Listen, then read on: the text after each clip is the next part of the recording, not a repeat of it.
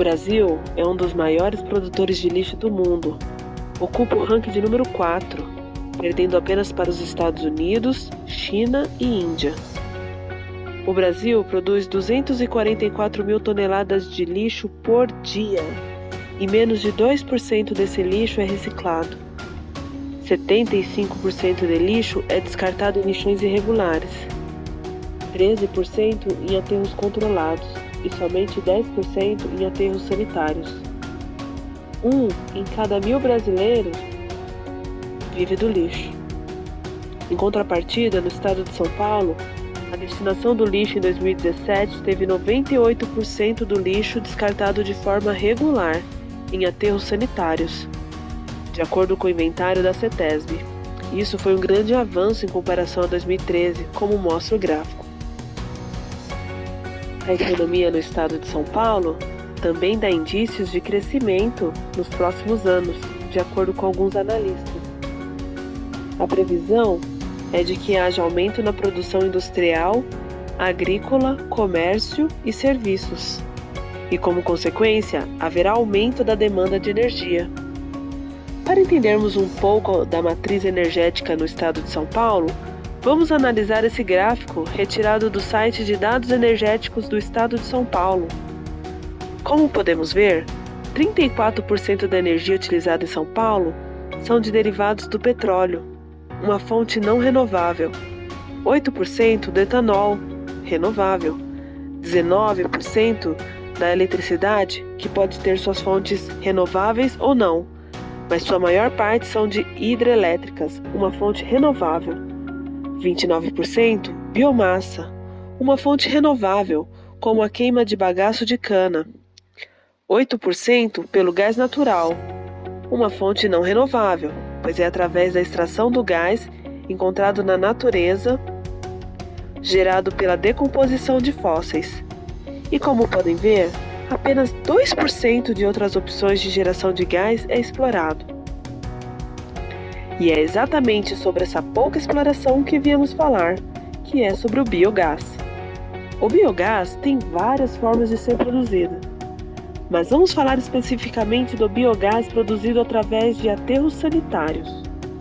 Este gás, proveniente da biodigestão de matéria orgânica, como resíduos e efluentes industriais, urbanos e rurais. Esse gás possui cerca de 60% de metano em sua composição, o que permite a sua utilização na geração de energia térmica e elétrica. Além disso, submetendo o biogás a um processo de separação ou refino, é possível obter biometano e gás carbônico. O biometano é considerado similar ao gás natural e assim pode ser utilizado para os mesmos fins. Na prática, como funciona? Em primeiro lugar, deve ser realizado um estudo da viabilidade técnica e econômica do empreendimento que deve levar em consideração o potencial de geração de energia do biogás, de acordo com a qualidade e composição dos resíduos descartados no local. O estudo deve conter também uma avaliação do custo da energia gerada pelo aterro em comparação com a fornecida pela concessionária local. Para a geração de energia, que reduz drasticamente a quantidade de gases emitidos e possibilita a obtenção de créditos de carbono, o que se faz é aproveitar os poços de drenagem de gás já existentes nos aterros sanitários. Em alguns casos, é necessário instalar mais poços e ligá-los a uma rede de coleta que levará o gás até a usina de geração. Estes poços de drenagem geralmente são feitos de brita e podem ser horizontais ou verticais. Alguns aterros adotam sistemas mistos. A rede de coleta costuma ser instalada no subsolo para evitar acidentes e é ligada a bombas de vácuo, que permitem a manutenção de uma vazão constante e regular de biogás para a usina de geração. Além disso, em alguns casos, também é necessária a realização de uma impermeabilização de cobertura na região do aterro para evitar que o gás escape para a atmosfera. Essa cobertura geralmente é feita com argila de baixa permeabilidade compactada. Em uma primeira etapa, após a captação, o biogás, que contém umidade e algumas impurezas em sua composição, passa por um processo de retirada da umidade e uma pré-filtragem na usina de gás, onde também pode passar por um processo de resfriamento, e só depois é encaminhado para a usina de geração de energia, onde alimentará motogeradores responsáveis por gerar a eletricidade. Os motores utilizados para geração de energia são adaptados para trabalhar com biogás e também podem ser utilizados turbinas. A partir daí, a energia gerada no aterro poderá ser fornecida pela rede local para os consumidores. Em visita de um dos nossos representantes do grupo a 2 aterros sanitários, Bandeirantes e a Termoverde em Caieiras, foi possível verificar a grandiosidade em todos os sentidos desse projeto. O projeto em Caieiras, que transforma gás metano do lixo em energia elétrica, custou 100 milhões de reais, com potencial de geração de 29,5 megawatts de energia limpa a partir de resíduos urbanos, energia suficiente para abastecer uma cidade de 300 mil habitantes. A maior termoelétrica movida a biogás da América Latina. Ela foi inaugurada na região da Grande São Paulo em 2016, construída pelo grupo Solvi, em uma área de 15 mil metros quadrados. Segundo Carlos Bezerra, diretor da Termoverde Caieiras, a execução da usina de biogás só se tornou possível graças a alguns incentivos governamentais que viabilizaram o projeto. O desconto da tarifa de uso do sistema elétrico de distribuição pela ANEEL, a isenção do PIS e COFINS pelo governo federal e ICMS pelo governo estadual possibilitaram a instalação.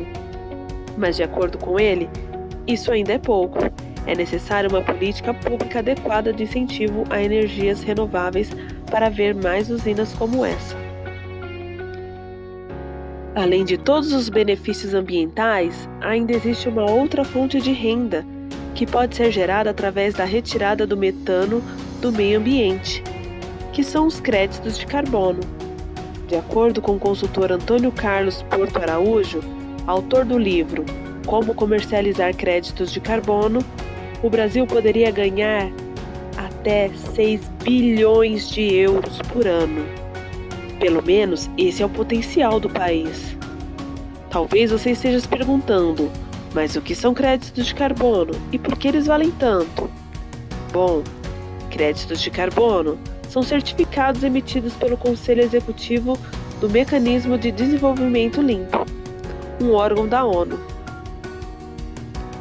Quando ocorre a redução de emissão de um dos 6 gases do efeito estufa, ou seja, se você provar que está evitando de lançar esses gases no ar, ganha um certificado, que pode ser vendido a empresas que poluem muito. Mas por que elas compram?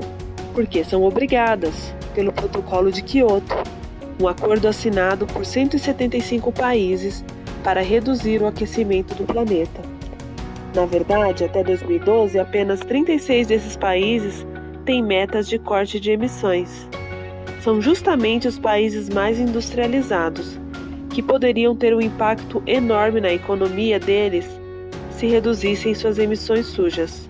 Por isso, a ONU permitiu que empresas desses países comprassem a redução feita em outros países, como o Brasil. E a negociação acontece como um mercado de ações, em locais como Bolsas de Clima de Chicago, fundado em 2003, ou mesmo na Bovespa, em São Paulo. A cada tonelada de dióxido de carbono que é deixado de ser lançado no meio ambiente, rende-se um crédito de carbono, e de gás metano, que é 21 vezes mais poluente, rende 21 créditos. O valor de cada crédito depende da bolsa, mas gira entre 3 a 5 euros por crédito. Pode parecer pouco, mas de acordo com a reportagem do UOL, O primeiro leilão realizado por um órgão público no Brasil, feito pela Prefeitura de São Paulo em setembro de 2007, vendeu um lote de 808.450 certificados do projeto Bandeirantes, gerando 34 milhões de reais. O segundo, em 2008, vendeu 454 mil do Bandeirantes e 254 mil do São João, arrecadando 37,2 milhões. Um projeto que dá a destinação correta do lixo, que gera energia limpa e renovável e ainda gera créditos de carbono, que significa lucro, dinheiro no bolso, é de fato um projeto incrível. Falando agora do nosso protótipo, fizemos para entendimento mais próximo e palpável de como funciona a geração de energia através dos aterros sanitários. Como podem ver, foi feito com materiais comuns. Para funcionar, o protótipo é alimentado com lixo orgânico. O lixo é colocado numa espécie de estufa escura, onde as bactérias vão se proliferar e alimentar, gerando assim o gás, que é enviado e armazenado na câmara de um pneu. Em cerca de 14 dias, a câmara já começou a se encher. É claro que é um protótipo micro, de uma realidade milhares de vezes maior e mais tecnológica, mas foi possível ver de perto seu funcionamento. E para concluirmos o nosso trabalho, fizemos uma análise SWOT, identificando forças, oportunidades, fraquezas e ameaças. As forças são: 1. A produção de lixo é ilimitado, ou seja, não falta matéria-prima.